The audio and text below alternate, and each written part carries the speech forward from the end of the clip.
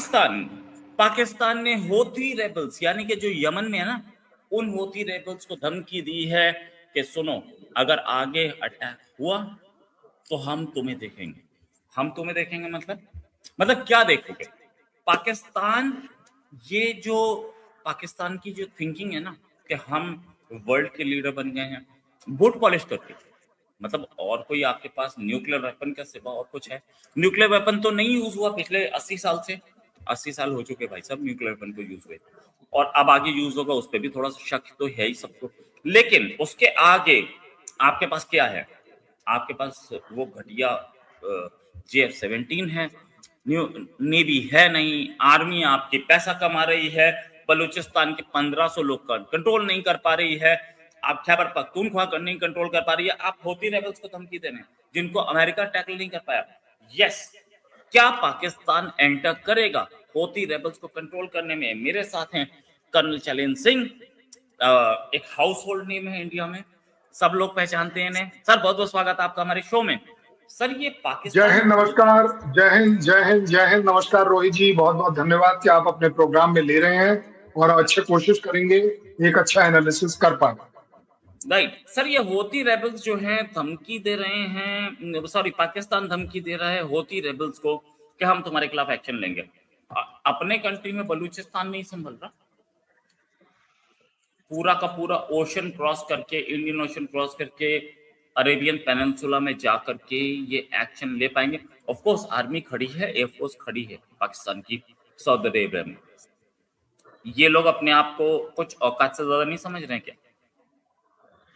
वो ना एक्चुअली इन्होंने भी ना वो इंडिया में गाना नया आया था अभी थोड़े दिन पहले, तो पाकिस्तान ने वो मेरे ख्याल सुन लिया है और वो बड़ा अच्छा चल रहा है। तू कहे तो जान भी दे दूं, कहने में हर्ज क्या है? तो कहने के लिए तो आप कुछ भी कह सकते हो ना, उसमें हर्ज क्या है? अब आती है बात जो सबसे बड़ी आप कह रहे हैं कि देखेंगे कि ऐसा पाकिस्तान कह रहा है, वो देखेगा, देखता आया है, देखता रहेगा और आगे भी देखेगा। करेगा थोड़ी ना, उन्होंने बोला है कुछ, उन्होंने बोला हम देखेंगे, हम आपको देख लेंगे। इससे आगे थोड़ी ना कुछ बोला है कि हम आपके ऊपर अटैक कर देंगे, हम आपको डिस्ट्रॉय कर देंगे, कुछ कर देंगे थोड़ा सा बोला, थोड़ी ना है। सिर्फ देखने की बात करी। अब देखने की बात करी जाए तो खैबर पख्तूनख्वा में देख रहे हैं, वो बलूचिस्तान में भी वो काफी दिन से देख रहे हैं, TTP के साथ तो काफी अच्छा देखा दाखी हो रही है, अफगानिस्तान में तो बहुत ज्यादा ही डीप देख रहे हैं वो। POJ के अब उन्हें देख रहा है, वो तो खैर देखे या ना देखे, अब कौन किसको देख रहा है ये तो पाकिस्तान को डिसाइड करना पड़ेगा। आपने कहा कि वो क्लेम कर रहे हैं वर्ल्ड लीडर हैं, बट आपको ये गलतफहमी किसने दी कि वो वर्ल्ड लीडर नहीं है? They are the world leaders, there is no denial on that. दुनिया में सबसे अव्वल दर्जे पर उनका नाम आता है टेररिज्म में।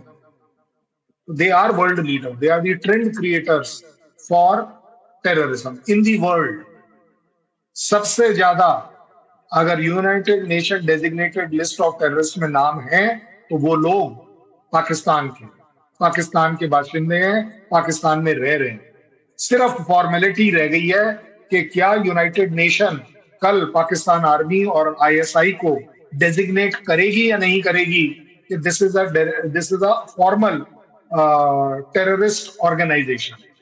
TRF को कर चुकी है, लश्कर को कर चुकी है, पता नहीं किस किस को कर चुकी है। जहां तक आपने आखिरी बात कही थी वो न्यूक्लियर से related, well I don't know कि न्यूक्लियर होने से कोई लीडर हो जाता है, मुझे तो नहीं पता था। क्योंकि बड़ी रिसेंटली हुआ कि एक पड़ोसी उनके, पाकिस्तान के एक पड़ोसी देश के प्राइम मिनिस्टर ने कह दिया कि हम आपका न्यूक्लियर ब्लफ नाकारा करते हैं, कि आपका ये जो न्यूक्लियर है हम इसे आज के बाद ये हमारे लिए नहीं है, आपने इस्तेमाल करना है कर लो, आपको अगर फर्स्ट स्ट्राइक करनी है ना कर लो, देखिए तो सही। लेकिन आज के बाद हम इस वजह से नहीं रुकेंगे किसी भी काम में कि आप न्यूक्लियर देश।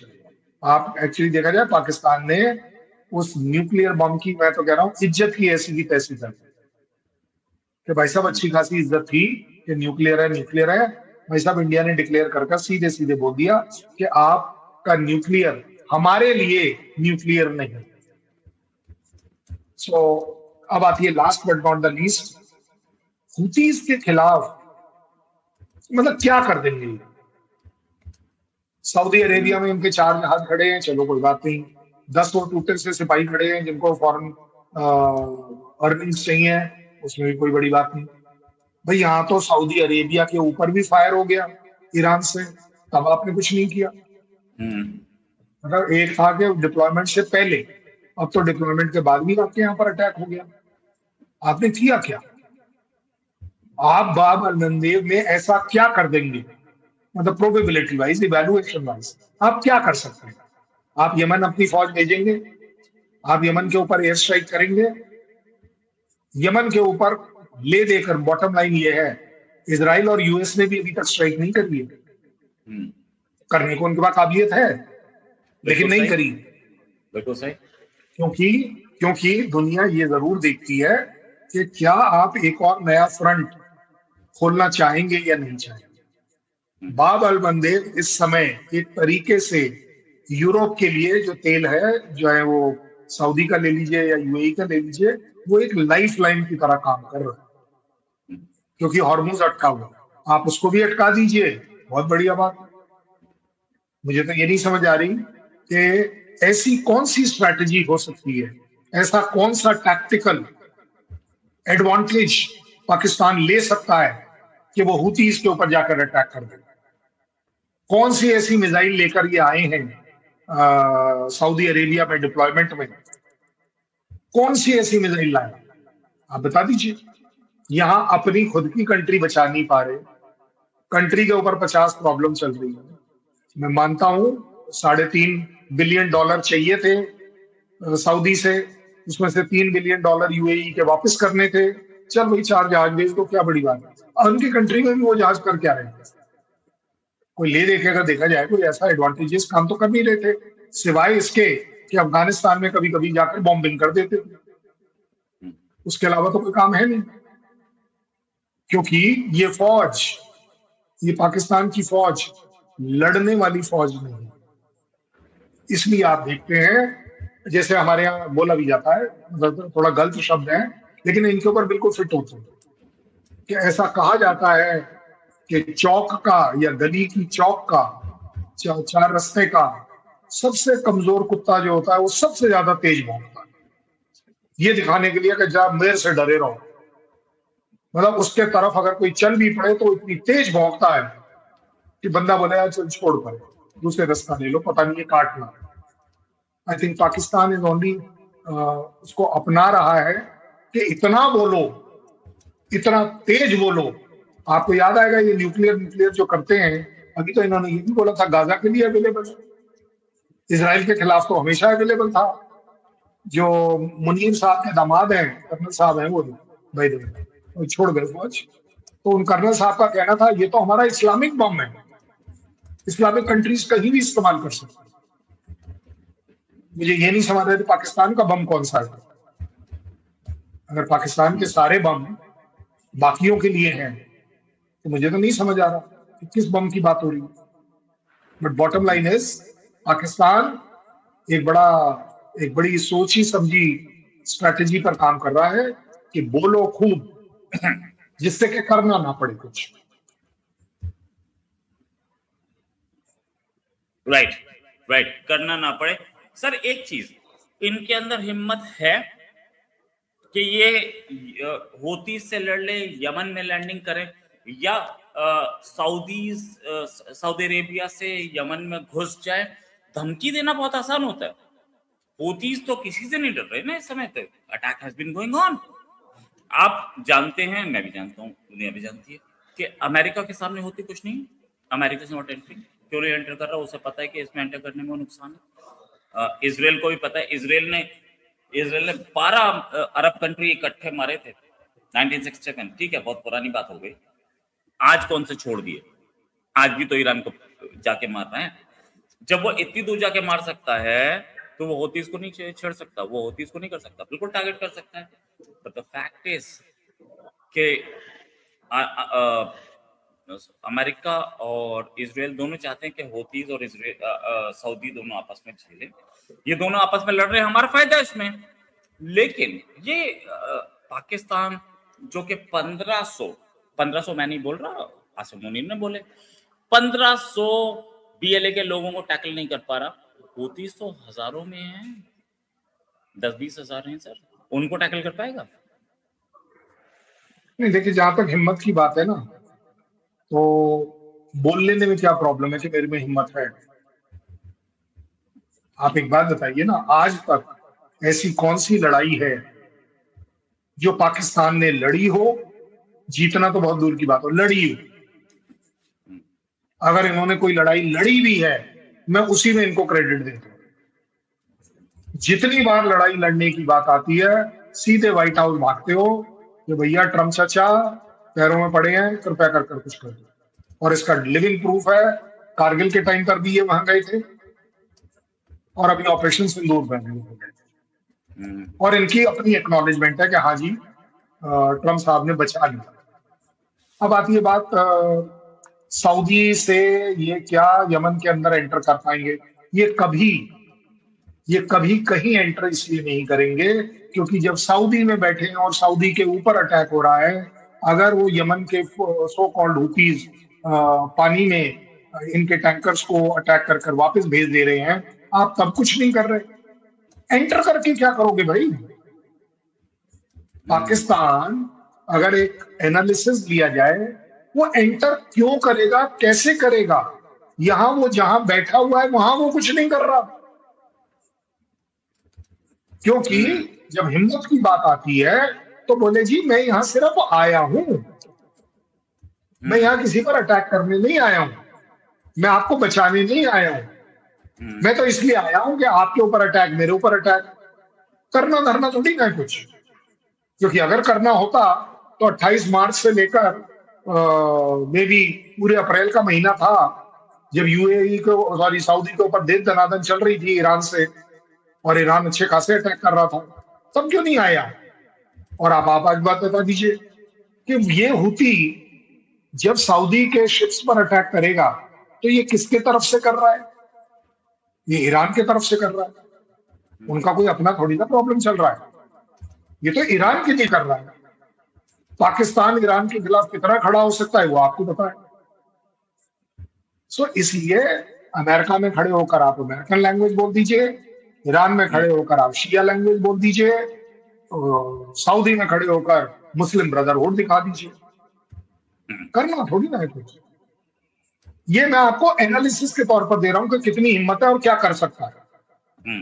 भाई ईरान के खिलाफ तू कितना जा सकता है, ये पूरी दुनिया को पता है, ईरान को भी पता है, ईरान को भी पता है। यस, बिल्कुल बिल्कुल। सर एक चीज मतलब ये कॉन्फिडेंस कहाँ से आता है? मैंने 10वीं पास नहीं की है और पीएचडी के स्टूडेंट को मैं चैलेंज कर रहा हूँ।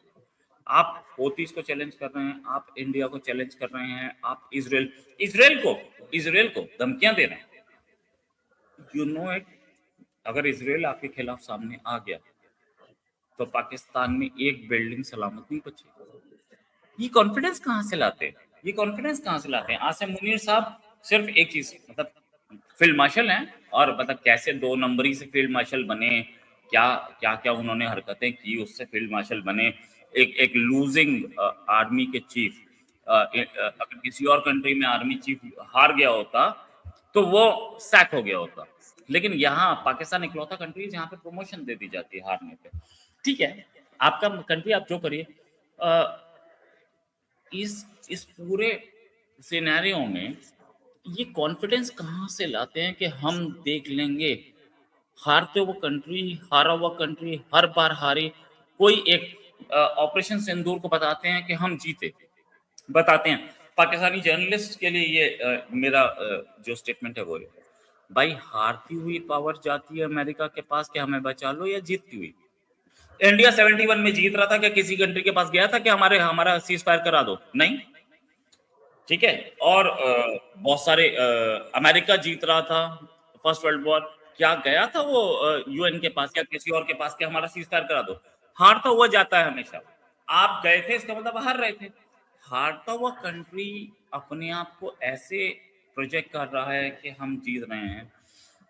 What about Balochistan? They're losing every day. They're losing every second. वो जो आपने बोला ना कॉन्फिडेंस कहाँ से आता है, झूठ बोलने में कॉन्फिडेंस की जरूरत ही नहीं होती हाँ, ये बात तो सही है। भाई। झूठ और मक्कारी में कॉन्फिडेंस क्या है? आपने चोरी करी, नहीं जी। नहीं, तूने चोरी करी या नहीं? नहीं जी। तूने चोरी नहीं करी ना? नहीं जी। तूने चोरी नहीं करी? नहीं जी। ये वो वाले पार्ट है। वो वाली बात। क्योंकि झूठ बोलते समय आपको एक्चुअली कोई दिमाग थोड़ी ना लगाना है, आपने कोई कंपटीशन थोड़ी ना देखना है। एक्चुअली अगर देखा जाए, पीएचडी वाला हमेशा बहुत मुश्किल से झूठ बोल पाता है, वो 10वीं फेल वाला बड़ी जल्दी से बोल पाता है। It is very easy because he has got nothing at stake. उसके स्टेक्स पर कुछ नहीं। सही बात है। ठीक है। और सबसे बड़ी बात कि हमारे तो एयर मार्शल एपी सिंह ने कहा कि भाई अगर आपको लगता है आपने हमारी इंडियन एयरफोर्स को बर्बाद कर दिया तो ये तो आपके लिए खुशी की बात है। अगली लड़ाई में आप ये सोच कर आना कि हमारे पास तो जहाज है ही नहीं, तो आपकी मर्जी है। अच्छा, फिर जैसा भी आपने कहा फिर हारे या जीते, भाई ये बताओ, ऑपरेशन सिंदूर तो सारी की सारी लड़ाई मिसाइल और एयरफोर्स की थी। तो एयर चीफ सिद्धू जो है उनका, उसको बेचारे को क्यों कुछ नहीं दिया आपने? बिल्कुल सही बात। आर्मी वाले का क्या रोल था? आर्मी वाले का रोल क्या था? कोई जमीनी एक्शन हुआ, कहीं कुछ और हुआ, आप बता दीजिए भाई। कहने के लिए अगर इनका सोच है, इनके सपने में भी, अगर इनके सपने में भी कोई भारत का जहाज इन्होंने गिरते देखा है, तो मुनीर ने थोड़ी ना गिराया है। मुनीर ने सपने लिए, सिद्धू ने, सिद्धू को नाइट मेयर्स हुए हैं क्योंकि उस बेचारे के जहाज गिरे, उसके एयरफोर्स स्टेशन तबाह हुए हैं, इसलिए वो चुप रहा। इसलिए वो चुप रहा। एक जगह आप बता दीजिए कि सिद्धू साहब ने ये कहा हो कि हाँ भाई हमने इंडिया के 1, 1.5, 2.5, पौने 3 जहाज गिराए या नहीं गिराए। सर ये एक क्वेश्चन पूछना, डिस्टर्ब कर रहा हूँ, माफी चाहूंगा। सिद्धू तो हिंदू नाम है ना, सिख नाम? कुरान में तो सिद्धू नहीं लिखा, सिख नाम है ना, कुरान में तो सिद्धू नहीं लिखा। वो अपने आप को कैसे बताते हैं कि मैं इस्लाम के लिए लड़ रहा हूँ? सिद्धू तो सिद्धू, चीमा, बाजवा, ये तो सारे हिंदू नाम है ना यार। सिख और हिंदू एक ही चीज है। ये अपने आप को बताते हैं कि हम इस्लाम के सैनिक हैं।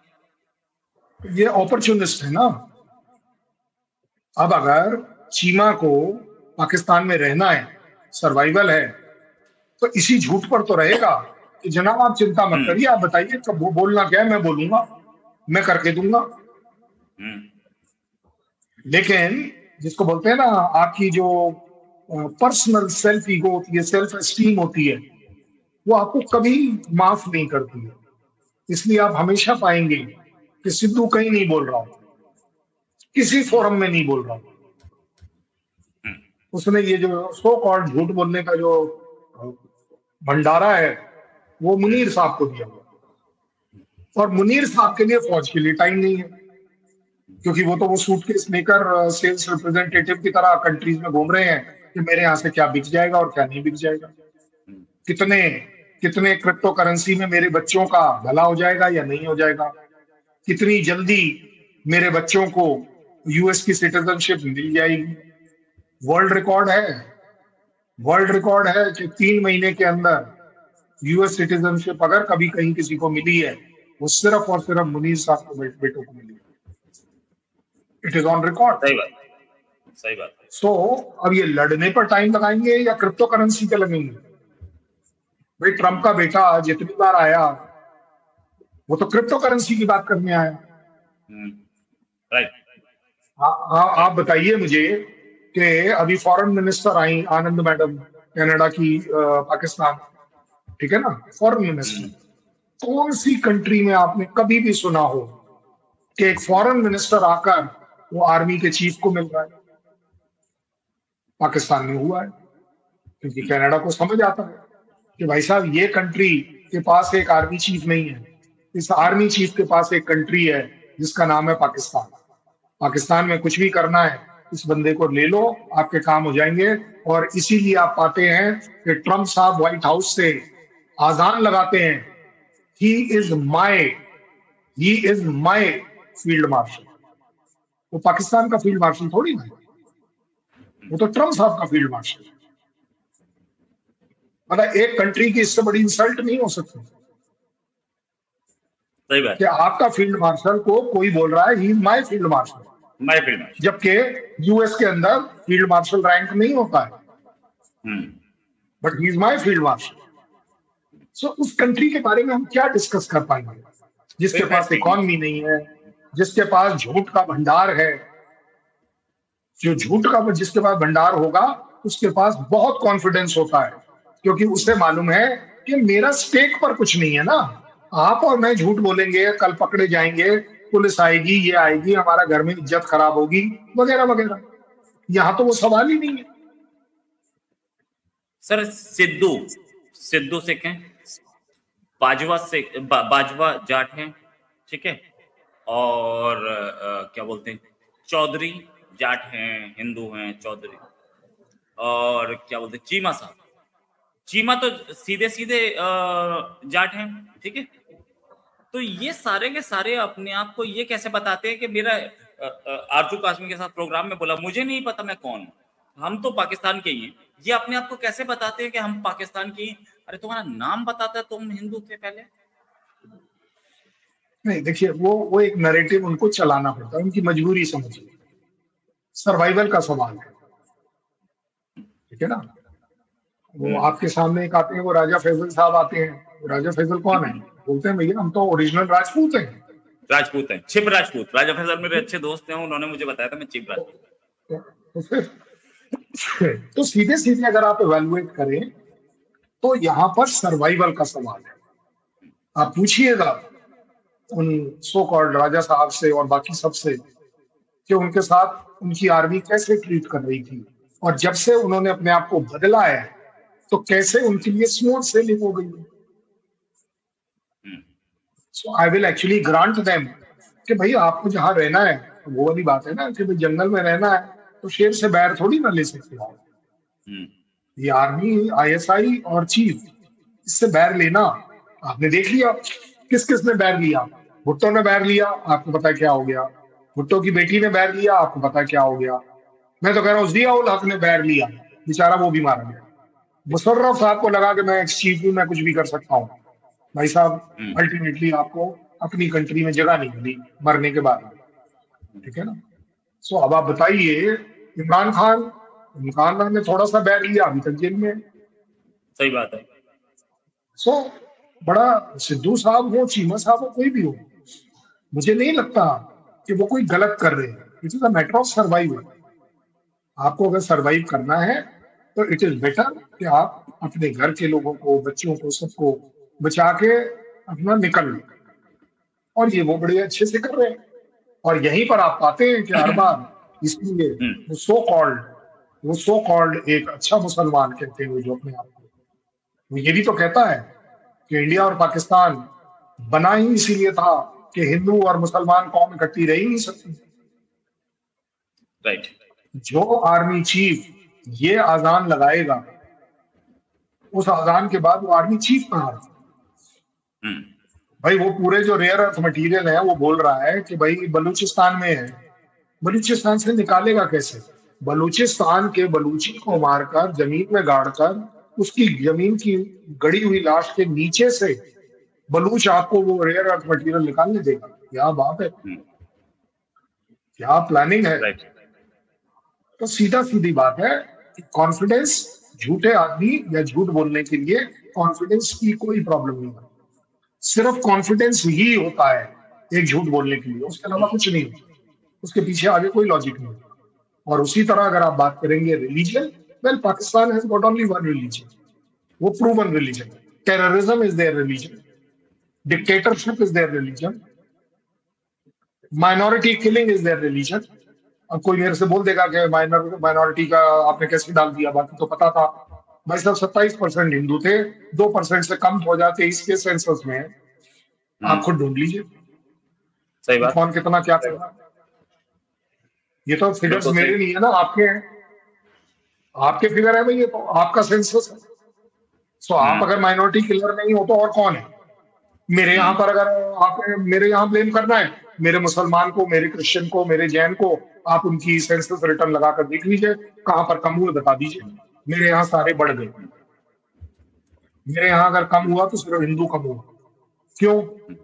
क्यों? क्योंकि हमने बोला हम दो हमारे दो। आपको याद आ हम्म जाएगा कि जिसके दो से ज्यादा बच्चे हुए उसको वो फैसिलिटीज नहीं मिलेंगी जो सरकारी है।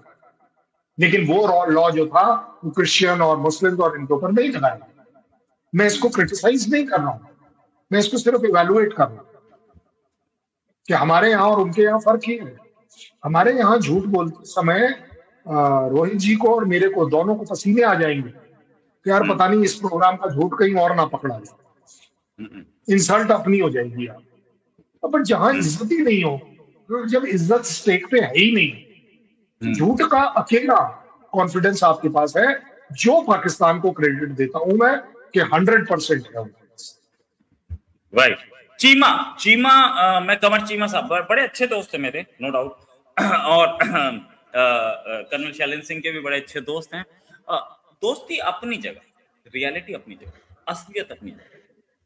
चीमा हमेशा से जाट रहे हैं, जाट हिंदू रहे हैं। और ये पंजाब, हरियाणा, यूपी और इस एरिया में था।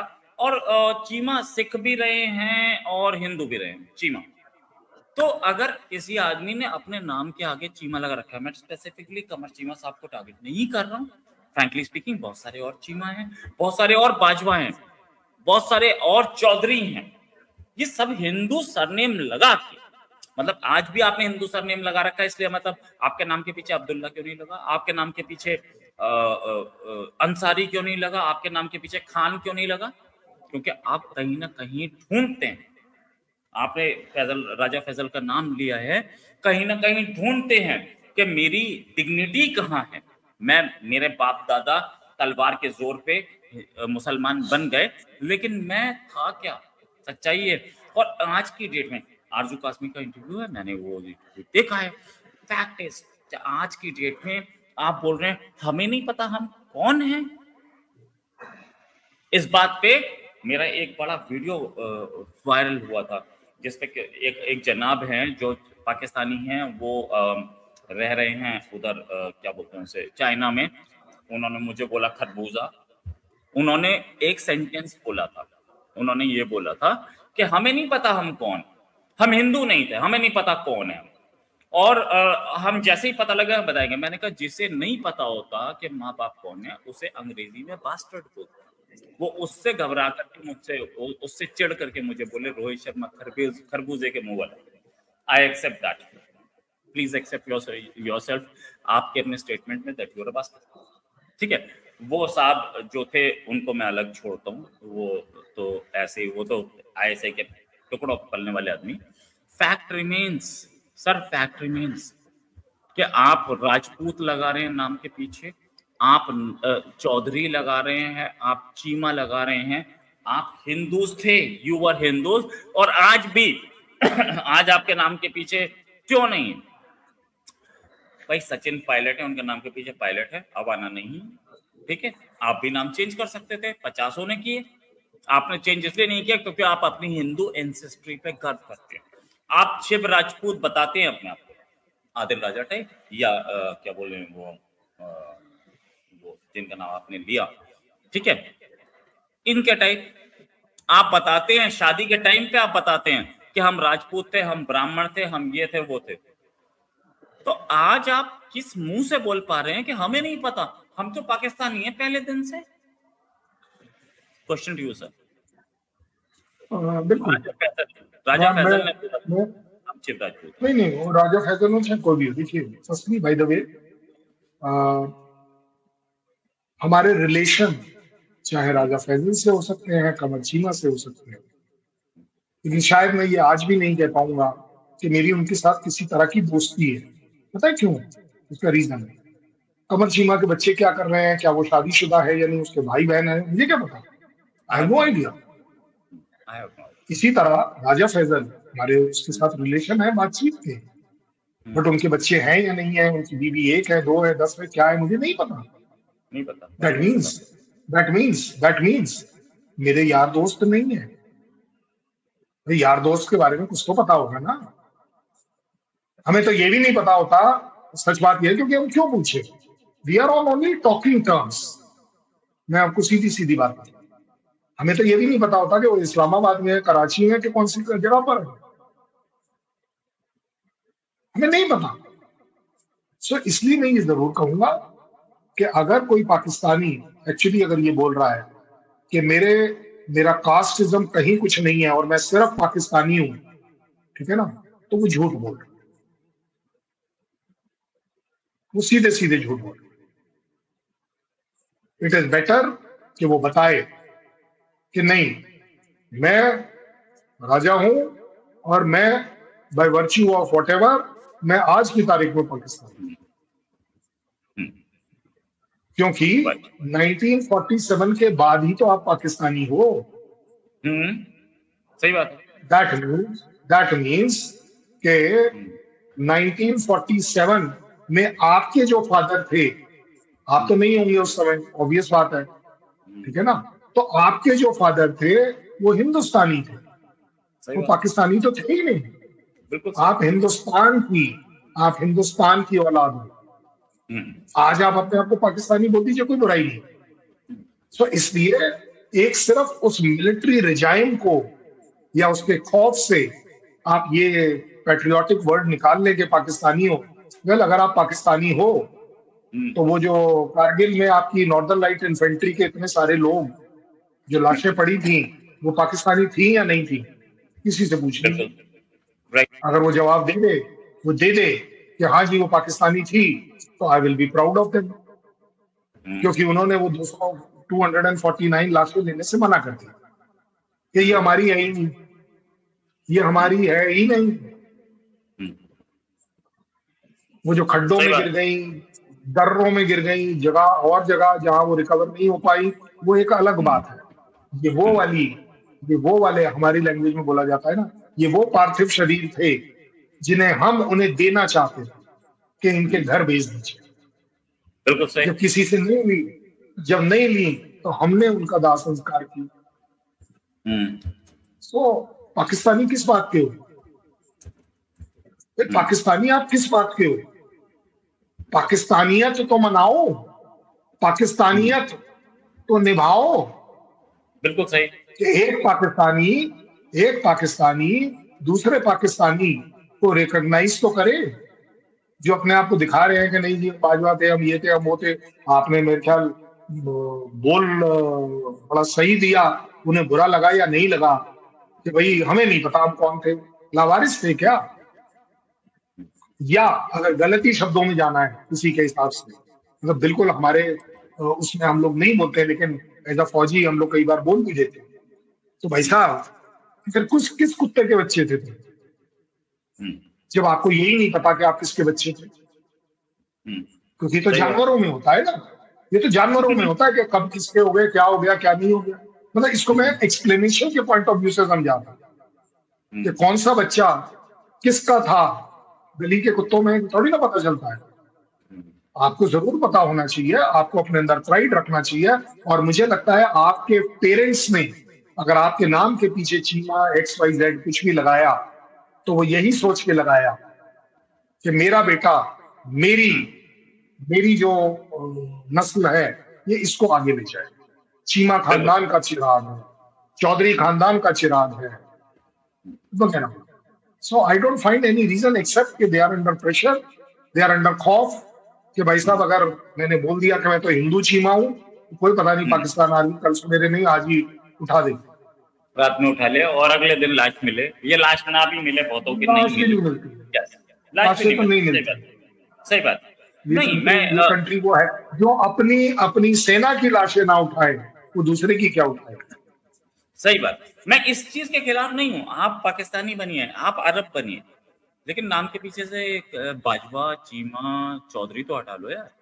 ये आप नाम के पीछे चौधरी रखना चाहते हैं, बाजवा रखना चाहते हैं, आप इसलिए रखना चाहते हैं कि आपके बच्चों की शादी उसी कास्ट में, आपकी बच्चों की शादी अंसारी में ना हो जाए जो जुलाहा है, आपके बच्चों की शादी किसी और लो कास्ट में ना हो जाए, लेकिन आप बोलते हैं हम तो मुसलमान हैं, हम तो कास्ट मानते नहीं। Fact is this. Thanks a lot, Colonel Shailin sir, for joining. Sir, उम्मीद है जल्दी एक डिस्कशन और करेंगे। अभी के लिए नमस्कार, बिल्कुल धन्यवाद, बिल्कुल जय हिंद। बिल्कुल। जय हिंद, नमस्कार, बहुत बहुत धन्यवाद।